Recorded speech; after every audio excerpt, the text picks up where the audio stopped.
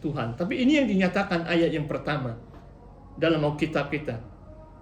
Langit dan bumi diciptakan oleh Tuhan. Poin saya yang keempat dalam nota. Interesting juga Hashamaim itu langit atau surga itu dalam bentuk jamak. Sebab kalau ada im, kalau bahasa Ibrani ada itu I am di belakang, itu dia punya tanda, penanda itu jamak. Jadi apakah maksudnya pada permulaannya, pada mulanya Tuhan menciptakan surga dan surga? Kalau saudara memahami seluruh Alkitab ini,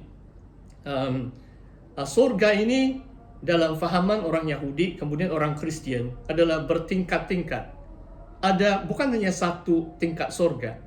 Dalam 2 Korintus, Paulus pernah mengatakan rohnya akan angkat ke surga yang ketiga atau langit yang ketiga, the third heaven.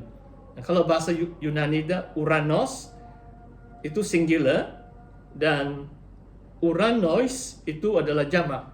Cuma yang saya mau sebut di sini adalah dalam ayat pertama mengatakan surga atau langit itu bukan hanya satu, tetapi ada beberapa surga. It's actually very interesting. Inilah fahaman orang Yahudi. Dalam tulisan Rasul Paulus pun ada surga yang ketiga dalam Korintus. Okay? Nanti kamu boleh bertanya. Okay? Yang kelima, mungkin saya mau baca. Coba kamu lihat dalam firman Tuhan dulu. Saya mau baca 5 ayat pertama. Nanti saya akan kembali kepada nota saya. Pada mulanya Allah menciptakan langit dan bumi.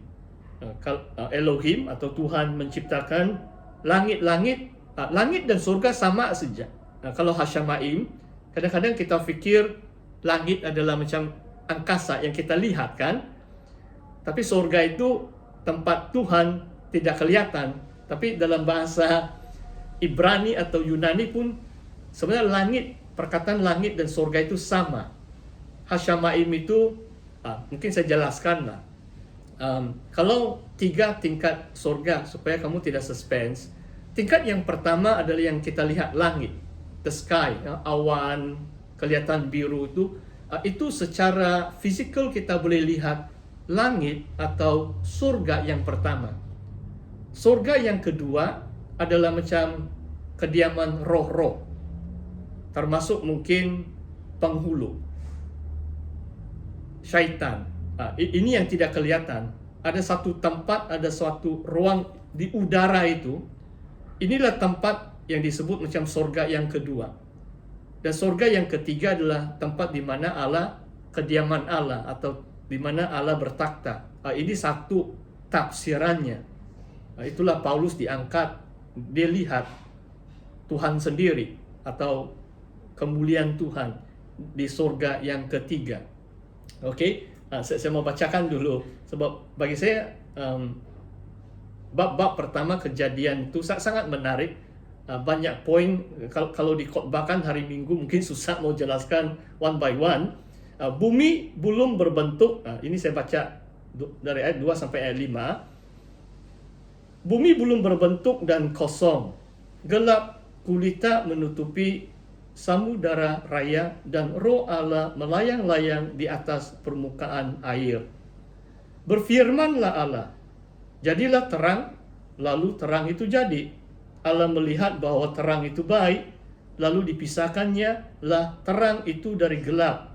Dan Allah menamai terang itu siang, dan gelap itu malam. Jadilah petang dan jadilah pagi. Itulah hari pertama.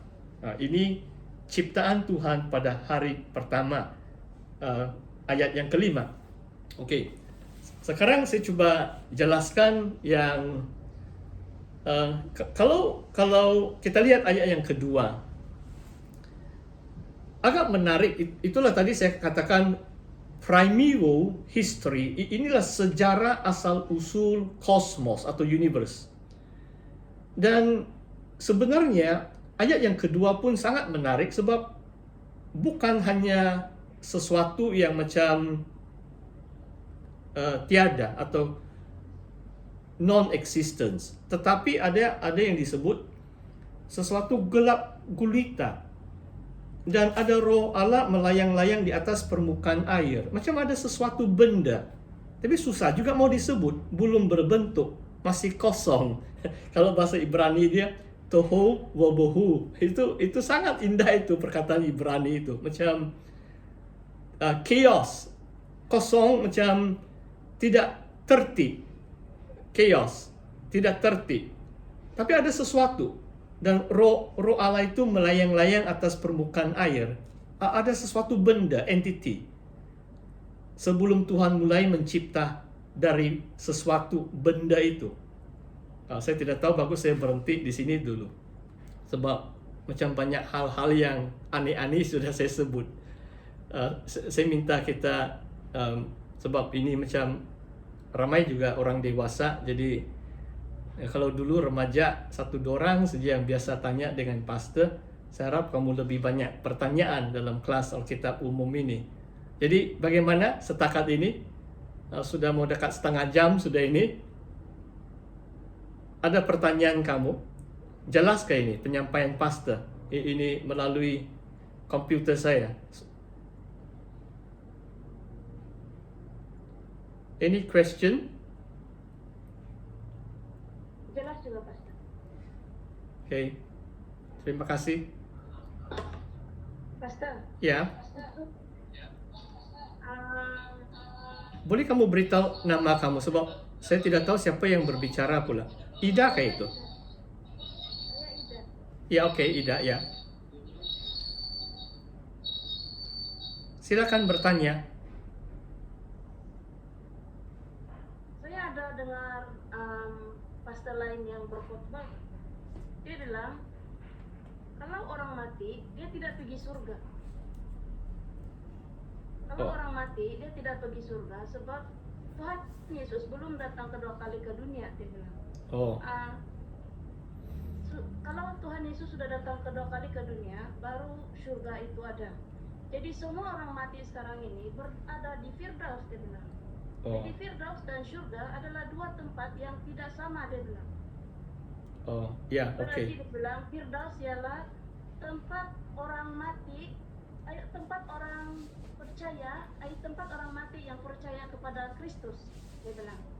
Oke. Dia belum pergi surga, dia bilang. Ya. Terima kasih dengan pertanyaan itu. Saya mau jawab juga sebab sudah ditanya. Ya, Oke, Pastor. ya itu kalau dalam Filipi ya, Paulus katakan dia tidak takut mati. Mati itu keuntungan, sebab dia akan bersama Kristus. Kristus di mana? Kristus memang di sorga kan? Kalau Paulus mati, dia bersama Kristus di sorga. Tiada tempat lain itu. Jadi dalam pengertian saya itu, Firdaus itu satu perkataan untuk sorga. Sama saja itu. Paradise adalah tempat kediaman Allah. Memang mungkin perkataan Firdaus itu adalah seperti macam kebun Eden yang telah dipulihkan. Memang nama dia ada arti dia yang tersendiri juga.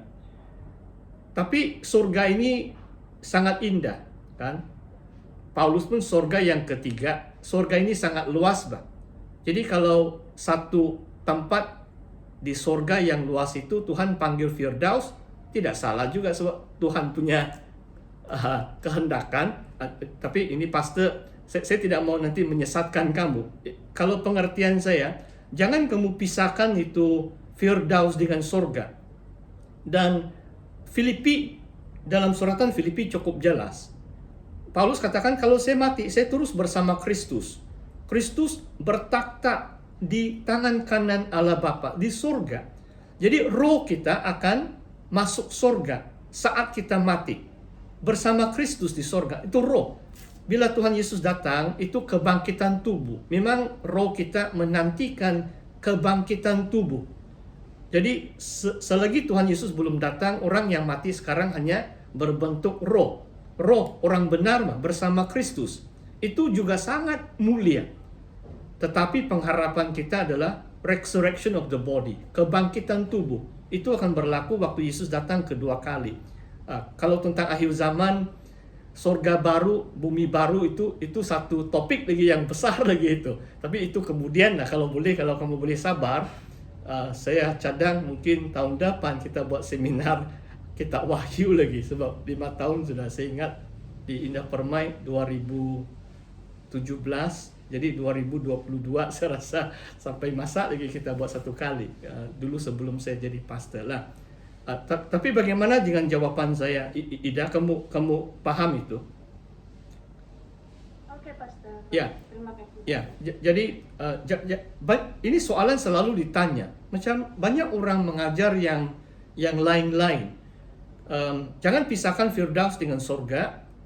Dan juga kalau kita bersama Kristus, kita akan masuk sorga. Roh kita masuk sorga.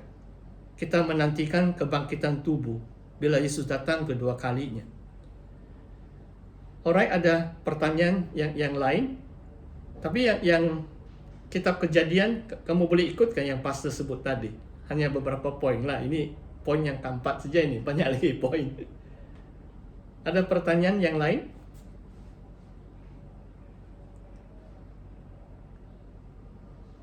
Coba kita paparkan dulu.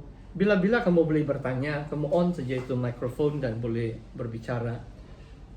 Dalam nota saya, nomor 5 sekarang. Saya mau jelaskan nomor 5. Kalau davar Elohim itu adalah firman Tuhan. Davar itu word, logos dalam bahasa Yunani. Tapi kalau dalam bahasa Ibrani, tapi saya mau coba sebut, setiap kali Tuhan menciptakan sesuatu, dalam bahasa Ibrani-nya saya ada tulis dalam nomor 5, Wayomer Elohim. Yomer ini adalah Tuhan berbicara. God said. In English, simple saja itu. He spoke. Let it be. He spoke. God said. Kalau English. Tapi dalam bahasa Ibrani dia adalah Wayomer Elohim. Jadi maksudnya, bagaimana segala sesuatu diciptakan melalui firman Allah. Allah berfirman saja. Allah, dia berbicara saja. Dia beritahu saja. Jadilah terang, terang itu jadi. Itu kita lihat dalam Ibrani 11 kan. Oleh iman kita percaya bahwa segala sesuatu telah diciptakan oleh firman Allah. Sebab kita percaya kitab Kejadian. Bila Allah itu berfirman, jadilah. Okay? Itu poin yang kelima. Sekarang poin yang keenam. Hari yang apa yang diciptakan di sini adalah, yang pertama adalah terang. Nanti kamu mungkin boleh tanya, sebab sebenarnya kalau pastor yang suka baca buku, macam tidak ada satu scholar atau ahli sarjana yang dapat setuju ini urutan ciptaan Tuhan itu macam lain sikit bah ini. Sebab sebagai contoh lah, biasanya kalau secara manusiawi matahari itu memberi terang kan. Tapi kalau kita lihat, matahari dicipta hari yang keempat. Tuhan cipta terang dulu. Kemudian baru dia cipta matahari. Oke, nanti pasti coba. Inilah banyak misteri, banyak rahasia ini kitab Kejadian. Nanti saya akan coba memberi jawaban lah. Sama ada itu dari Roh Kudus tuh kita masing-masing menilainya. Oke. Yang di sini yang pastor mau sebut adalah dalam penerjemahan bahasa Indonesia, ini nota yang ke-6. Pada akhirnya, bila Tuhan katakan ini hari pertama, lebih baik disebut, sebab dalam perkataan Ibrani dia adalah Yom Echad. Satu hari. Satu hari. Bukan mengira hari pertama, hari kedua. Tetapi setelah terang itu dicipta, dipisahkan dari gelap, Tuhan katakan dalam bahasa Ibrani, Yom Echad, nomor 6. Minta maaf macam pastor mau kasih tunjuk, tapi lain pula kamu tidak nampak di mana saya tunjuk. Boleh kasih besar saya punya image kah, Deacon? Saya coba kasih tunjuk yang